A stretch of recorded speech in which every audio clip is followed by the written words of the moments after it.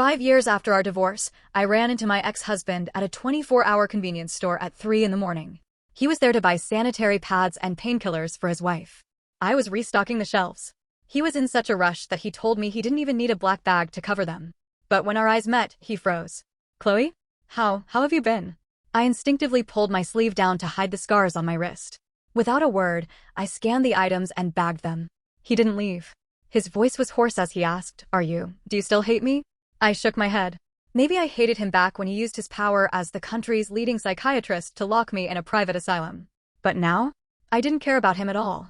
Your wife is waiting for you at home. You should go, I said flatly. I turned back to organizing the shelves.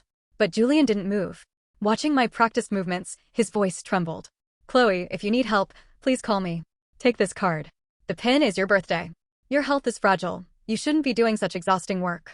How ironic. When we divorced, Julian forced me to sign a waiver leaving me with absolutely nothing. Now, he was trying to buy his peace of mind with a credit card.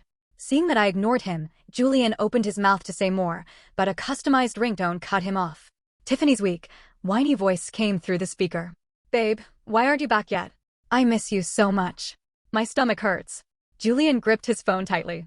I'm on my way. The call ended. He picked up his bags from the counter. Can I at least have your Snapchat? I remained silent. His phone started ringing again. Julian had no choice but to head for the exit. Before leaving, he slipped a business card onto the counter. His voice sounded choked. Call me, please. The moment the door closed, I threw his card straight into the trash can. For years ago, when my dad was on his deathbed, I had called Julian. I begged him to help transfer my dad to a better hospital. But Julian had hung up on me without hesitation and blocked my number. Now, my dad had been dead for 4 years. I had absolutely no reason to ever contact Julian again. After finishing my shift, I did the handover with my coworker, Mia. She sighed. That guy in the custom designer suit, was that Dr. Vance? The one who's always on the news. He didn't even care about the bag, he just rushed home. He must really love his wife. I nodded. Yeah, he did love his wife.